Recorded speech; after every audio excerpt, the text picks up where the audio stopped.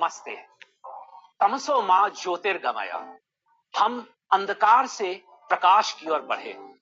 इस भावना से ओत-प्रोत होकर के भारतीय प्रबंध संस्थान आईआईएम इंदौर आप सबों के लिए एक शिक्षण कार्यक्रम, एक ट्रेनिंग प्रोग्राम का आयोजन कर रहा है और हमें ये उम्मीद है, हमें ये आशा है कि यह आपके लिए मददगार साबित होगा। तो सर्वप्रथम यदि हम समय प्रबंधन की बात करेंगे तो हमारी फैकल्टी कॉलीग प्रोफेसर श्रुति तिवारी आपको बताएंगी कि आखिर समय प्रबंधन है क्या, टाइम मैनेजमेंट कहते किसको है। साथ ही जो प्रभावी समय प्रबंधन यदि आप करेंगे तो उसका आपको क्या लाभ मिलेगा। हम अपने ही जो समय प्रबंधन के लक्ष्य हैं उनको पूरा करने में विफल क्यों हो जाते हैं और अंतोगत्वा समय प्रबंधन की दक्षताएं, इस विषय पर परिचर्चा होगी।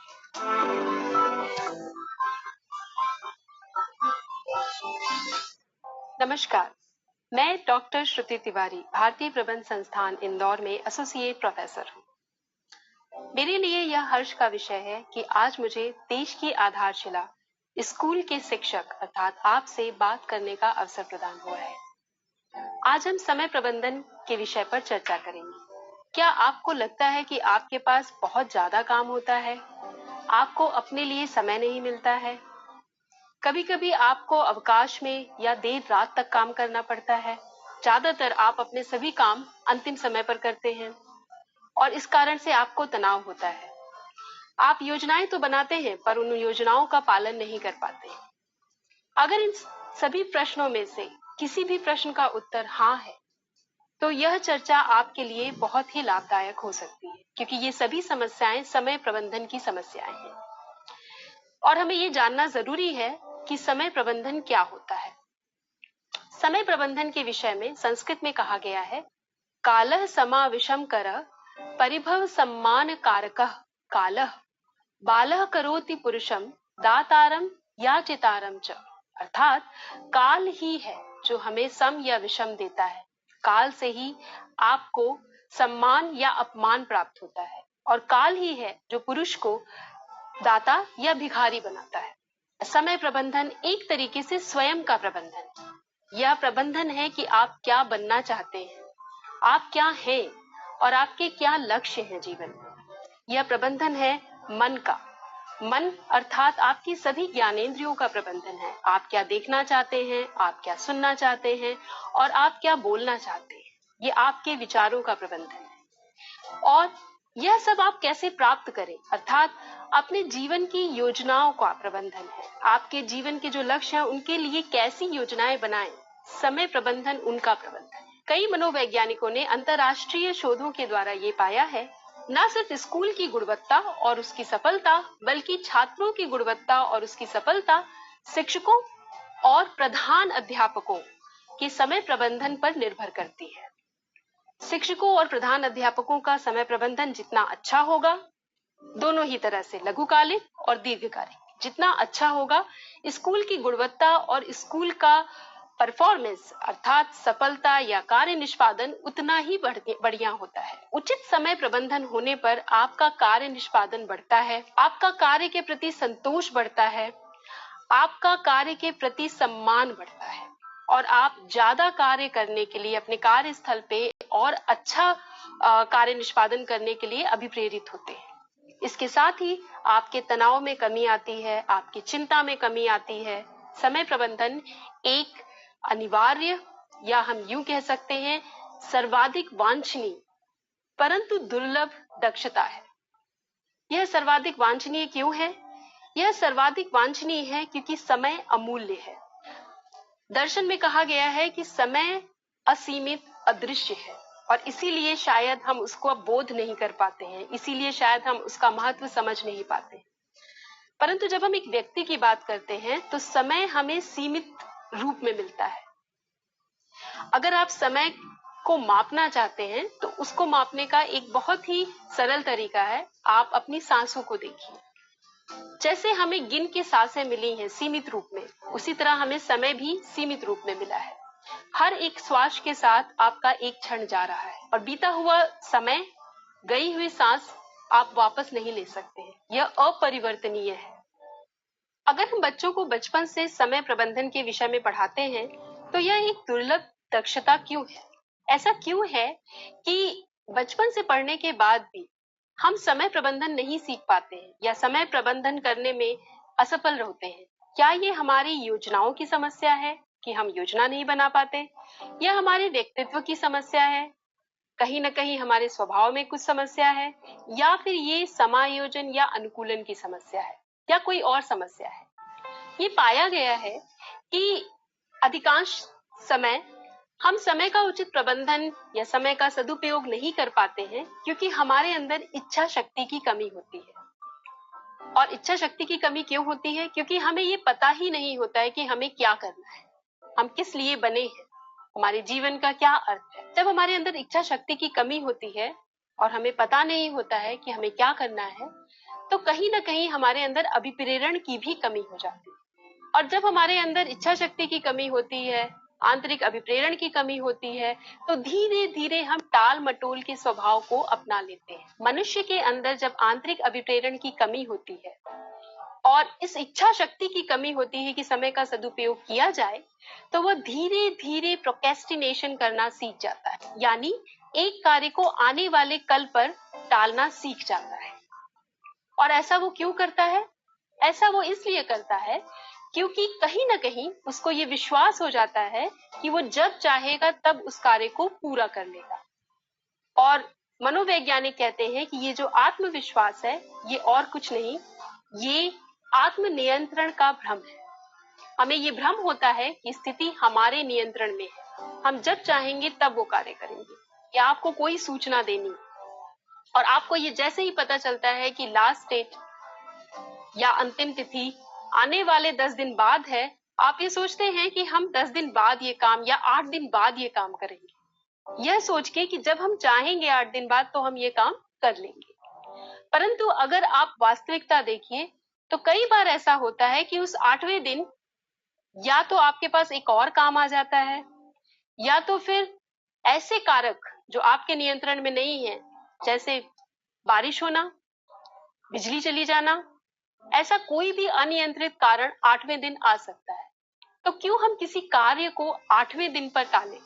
क्यों ना हम उस कार्य को तुरंत ही कर डालें जब आपके पास समय हो। हमें जब समय प्रबंधन करना होता है तो हम एक आदर्श योजना बनाते हैं। आदर्श इसलिए क्योंकि हम हमेशा चाहिए के बारे में सोचते हैं, हम ये नहीं सोचते कि हम क्या करते हैं या हम क्या करेंगे। यदि आपके पास आदर्श संसाधन नहीं है, परिस्थितियां आदर्श नहीं है, तो योजना आदर्श कैसे हो सकती है? और यहीं पर हम गलती करते हैं। कई बार ऐसा होता है कि हम अपनी आदर्श योजना को ही वास्तविक योजना समझ बैठते हैं, जबकि यथार्थ में इस आदर्श योजना और वास्तविक योजना में काफी अंतर होता है। यह अंतर जितना ज्यादा होता है, हमारी योजना की असफलता उतनी ज्यादा होती है। इस अंतर को मिटाना ही योजना को सफल बनाने की कुंजी होती है। तो हमने ये जाना कि समय प्रबंधन क्या है, हमने ये जाना कि समय प्रबंधन का क्या महत्व है, और अब हम ये जानेंगे कि समय प्रबंधन हम कैसे कर सकते हैं।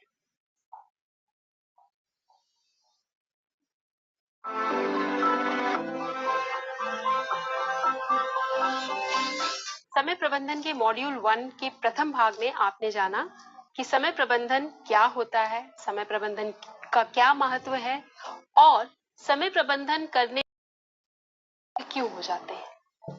आइए अब हम जानते हैं कि समय प्रबंधन कैसे कर सकते हैं और समय प्रबंधन की क्या-क्या कौशलताएं हैं जिन्हें हमें अर्जित करना आवश्यक है। समय प्रबंधन के लिए हमें 3 तरह के कौशल की आवश्यकता होती है। पहला, अपनी वास्तविकता का आकलन करना। दूसरा, योजना बनाना। और तीसरा, अनुकूलन करना। अक्सर ऐसा होता है कि हम इस क्रम को उल्टा कर देते हैं।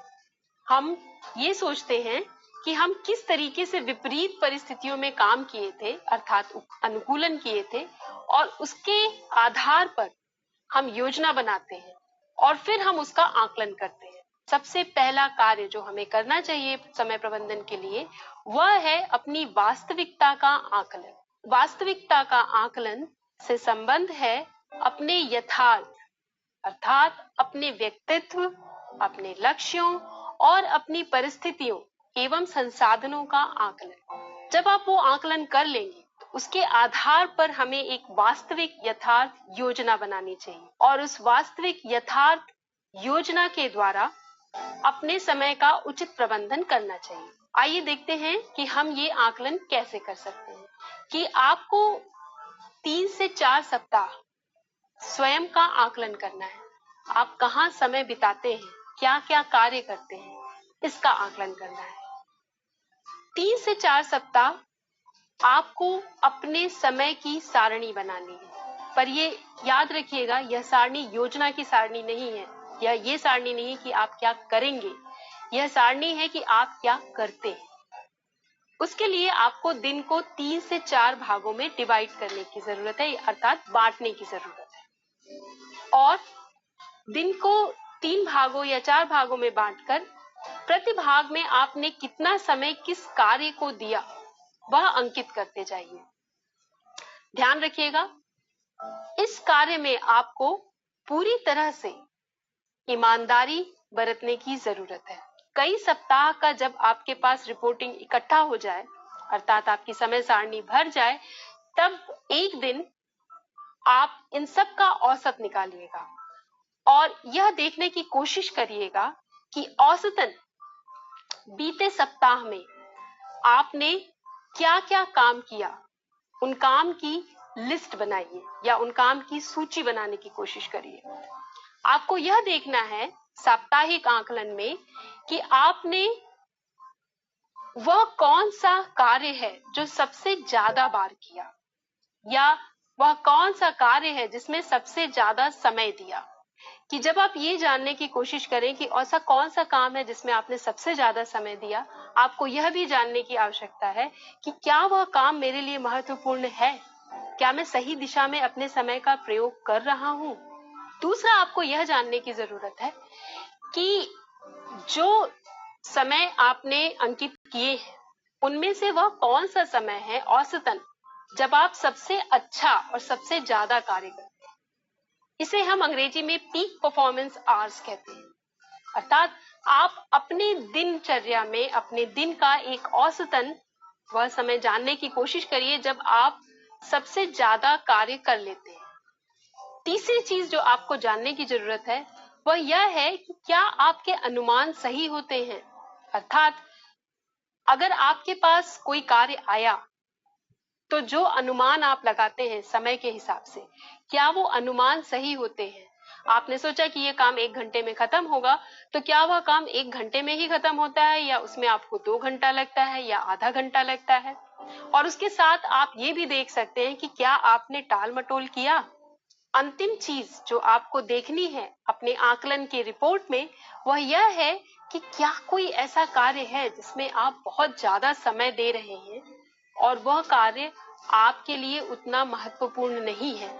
हमें अपने समय की एक यथार्थ योजना बनानी चाहिए। हम अंग्रेजी में कहते हैं कि we should budget our time. जैसे हम अपने पैसों को खर्च करने के लिए बजट बनाते हैं, उसी तरीके से अपने समय को खर्च करने के लिए, अपने समय का सदुपयोग करने के लिए इस आकलन के आधार पर टाइम की बजटिंग करनी चाहिए या टाइम का बजट बनाना चाहिए और उसको बहुत ही कंजूसी से खर्च करना चाहिए। और किस तरीके से हम इस आकलन के आधार पर एक वास्तविक योजना बना सकते हैं वह हम आपको मॉड्यूल 2 में बताएंगे। पर एक यथार्थ योजना बनाने के बाद जो तीसरा कौशल होता है अनुकूलन, उसके बारे में बात करते हैं। अनुकूलन, जैसा कि हमने आपको बताया, अनुकूलन समय प्रबंधन का वह कौशल होता है जिसकी आवश्यकता हमें तब पड़ती है जब हमें विषम परिस्थितियों से निपटना पड़ता है। ऐसे समय पर हम अपने समय का उचित प्रबंधन कैसे करते हैं, यह करने के लिए आपको 3 से 4 चीजें आवश्यक रूप से करनी चाहिए। अपने कार्यों को और लक्ष्यों को छोटे छोटे भागों में बांटें। अगर आपके पास विपरीत स्थितियां आ गई हैं तो कोशिश करें कि जो छोटे से छोटा कार्य संभव हो जाए उसे पूरा कर लें और कोशिश करें कि समय के साथ या समय प्रबंधन के साथ निरंतर प्रयोग करते रहें और उस प्रयोग से सीखते रहें, क्योंकि यह बहुत आवश्यक है कि आप अपनी योजनाओं में कुछ ब्रीदिंग स्पेस अर्थात कुछ ऐसा ओपन स्पेस, ऐसा खुला हुआ स्थान रखें अपनी समय सारणी में जहां पर आप इस तरह की विपरीत परिस्थितियों में आने वाले चीजों को फिट कर सकें या उन सब चीजों को कर सकें। आपको विजुअल रिमाइंडर्स, अर्थात ऐसे रिमाइंडर्स जो सामने दिखे, उनका प्रयोग करना चाहिए। और ऐसा माना गया है कि ऐसा करने से कई बार समय का प्रबंधन उचित ढंग से हो जाता है। और लास्ट चीज या अंतिम चीज जो हमें अपने ध्यान में रखना चाहिए वह यह है कि आकलन के समय ऐसे ऐसे जो कार्य आपको पता चल रहे हैं जो आपका समय व्यर्थ कर रहे हैं, या ऐसे लोग जो आपको लगता है आपका समय व्यर्थ करते हैं, उनसे उचित दूरी बना के रखें। ऐसा कोशिश करें कि ऐसे समय व्यर्थ करने वाले लोग या समय व्यर्थ करने वाले कार्यों को अपनी दिनचर्या से आप दूर कर सकें। तो अंत में सार के रूप में हमने ये सीखा कि समय का बोध बहुत ही आवश्यक है। सबसे पहले हमें यह बोध होना चाहिए कि समय एक महत्वपूर्ण अमूल्य निधि है और उसे हमें बिना सोचे समझे व्यर्थ नहीं करना चाहिए। समय का सदुपयोग आत्मावलोकन से ही संभव है। हमें आत्मनिरीक्षण कर कर यह देखना चाहिए कि हम क्या कर रहे हैं, क्यों कर रहे हैं और कब कर रहे हैं। अपने व्यक्तित्व, लक्ष्यों और परिस्थिति व संसाधनों के अनुरूप एक यथार्थ योजना बनानी चाहिए और आंतरिक अभिप्रेरणा के साथ उस योजना को कार्यान्वित करना चाहिए जिससे कि समय का सदुपयोग करें। हम शिक्षक हैं और शिक्षक विद्यार्थियों के लिए मार्गदर्शक होता है। यदि हम समय का उचित प्रबंधन करेंगे तो हम अपने विद्यार्थियों के सामने एक मार्गदर्शक आचरण प्रस्तुत करेंगे। जैसा कि आपको पता होगा कि आचरण में बहुत सामर्थ्य होता है और आचरण विचारों से ज्यादा प्रभावशील होते हैं। तो इसलिए समय के उचित प्रबंधन को अपनाइए, अपने समय का आदर करिए और दूसरों के भी समय का आदर करिए। धन्यवाद।